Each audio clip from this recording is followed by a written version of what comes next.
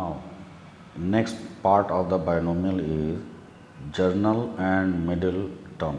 Journal and middle term. What is the journal term? If n is natural number and a, b are any number, then a plus b to the power n equal to nc0 a to the power n. This is your expansion. And which is the journal term? Journal term means middle term. अगर आपके पास कोई number पूछा जाए कि 8वां term निकालो, जैसे AP में कहते थे, एपी आप लोगों ने पढ़ा है, लाइक दैट, जैसे एपी में 7वां 8वां 12वां टर्म निकालने को कहता था, वैसे ही इसमें भी कहेगा। और इसके लिए जनरल टर्म का फार्मूला ये दे रखा है, general term is equal to T R plus 1 is equal to n C r a to the power n minus r b r. This is the general term. Okay, then the particular cases. अब case क्या होंगे in the expansion? अगर a minus b के form में है, if there is the expansion a minus b, then we have to use the minus sign to the power r. यानी ये minus को हमने r के रिस्पेक्ट में लेके यहाँ पर ओपन कर दिया. a1 प्लस एक्स दे रखा है तो सिंपल सा n C r x to the power r हो जाएगा. 1 माइनस में दे रखा है, फिर वही minus to the power r कर लेंगे और n C r x to the power r कर देंगे. अब जो इसमें मेन चीज़ है वो अब आती है आरथ टर्म फ्रॉम द एंड. अगर आरथ टर्म हमें लेना है एंड से तो n plus 1 minus r, otherwise n minus r plus 1, the term before it. Therefore it is the term n minus r plus 2th term from the beginning. Is it okay? तो ये वाला फार्मूले को use करने के बाद हमें क्या मिल जाएगा? स्टार्टिंग से जो टर्म आएगा, जब नंबर रखेंगे तो वो नंबर के फॉर्म में आएगा. ये तो आपको लग रहा है बड़ा सा है. n की वैल्यू मान लीजिए 9 है, r की वैल्यू 5 है, तो दोनों को माइनस करने के बाद 2 ऐड कर देंगे, तब बिगिनिंग से वही हमारे पास टर्म आ जाएगा. और हम इस जर्नल टर्म में इसको सिंप्लीफाई कर लेंगे, रखने के बाद इसको सिंप्लीफाई कर लेंगे. Then it comes middle term. What is the middle term or terms? If n is even number, ये एक्सपेंशन दे रखा है और हमको मालूम है कि जो एक्सपेंशन के बाद जो टर्म्स आते हैं n प्लस 1 आते हैं. Okay, if the number n is the even number, then number of the term in the expansion is odd. अगर यहाँ n इवन है, यानी n इवन है, पहले बहुत ध्यान से समझना है, n इवन है तो एक्सपेंशन ऑड आएंगे. एक्सपेंशन ऑड जब आएंगे तो show that there is only one middle term and n by 2th 2 plus 1th term. n by 2 plus 1th term, it means middle term केवल ये हो जाएगा t n बाई 2 प्लस 1. फिर से समझ लो, हम चाहें तो एक वैल्यू लेके चल सकते हैं. अगर n की पावर यहाँ ये पावर अगर इवन है तो हम ये वाला फार्मूला लगाएंगे. ओके, बहुत ध्यान समझिए, केवल इतना मान के चलेंगे, हम फिर टर्म को नहीं ले रहे हैं, हम केवल पावर को ले रहे हैं. और यहाँ पर अगर ये ऑड है, n इज़ ऑड, तब इसकी दो वैल्यूज़ निकलती, n plus 1 by 2, n plus 3 by 2. Is it okay to everyone? बहुत ध्यान से समझ में आ गया. अब इसके बाद इस पर हम क्वेश्चन अभी बताते हैं. पहले जनरल टर्म का एक क्वेश्चन बताया जाए ताकि जनरल टर्म के बारे में आपको जानकारी हो. General term. Find the 7th term in the expansion 2x cube minus 3 upon 2x to power 10.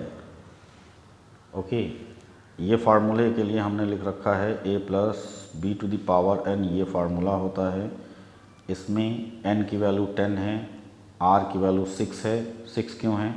7 कहा है तो 6 प्लस 1 लेंगे, क्योंकि यहाँ पर r प्लस 1 की वैल्यू ली जाती है. उसके बाद यहाँ पर इनको सिंप्लीफाई कर लेंगे.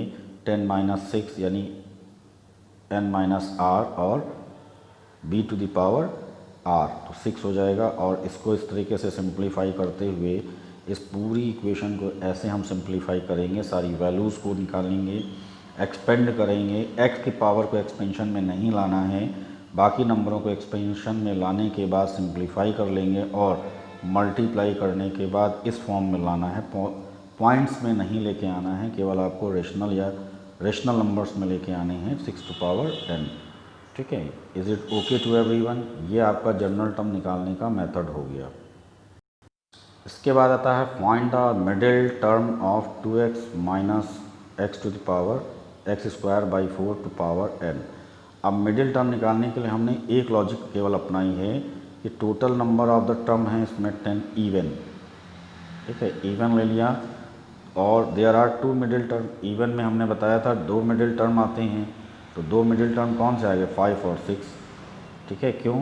क्योंकि ये ऑड है। हम चाहें इसको लेके चलें तो ऑड वाला रूल लग जाएगा। ऑड में 2 नंबर आते हैं, उसके बाद जब 5 आएगा तो 4 प्लस 1 इसको एक्सपेंशन कर लेंगे तो ये आंसर आ जाएगा।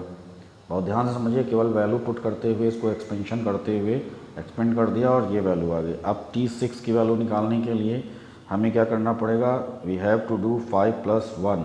It means we have to put the value of all the numbers in the formula and find the middle term of given number. Okay, the formula we are using in the power n, this is the odd, otherwise if we have to take in the power in the term wise, then it is the odd. Even term even has, if there are even term, then the 2 middle points are there, middle terms are there। दो एक तो हमने निकाला है, that is the 5 T5 and T6। 6 is the this. Okay, now the next question is find the coefficient of x की power 5। देखो ये इसलिए हम बता रहे हैं क्योंकि ये इसी के साथ इंक्लूडेड है, x to the power 5। The coefficient of x to the power 5 we using the general term, but we don't have the power of r, we don't have the power of r। So if there is the power of x 6 minus r, we are putting the 6 minus r into equal to the 5, because this is the power and this power are equal, and we get the value of r, and when we get the value of r, putting the all in r in all where r is written here, so we have to put the r 1 6c1 r 3 to the power r x to the power 5. Now opening the 6c1 and multiplied by 3, we get 18. So this is the coefficient of x to the power 5. Okay, x to the power 5. Like that, find the term independent of the x in the expansion. What being the independent means x की power 0 आ जाए।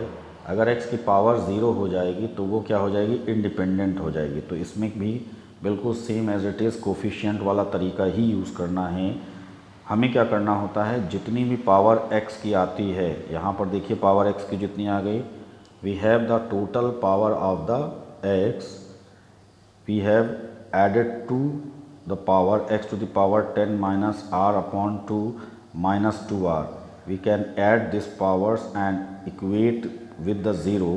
We get value of r.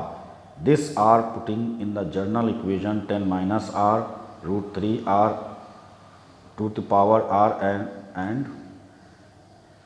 and in this equation power of x, then we get the total coefficient of this type and we get 5.12. This is the proper equation to find the independent value of x. Is it okay to everyone? Okay.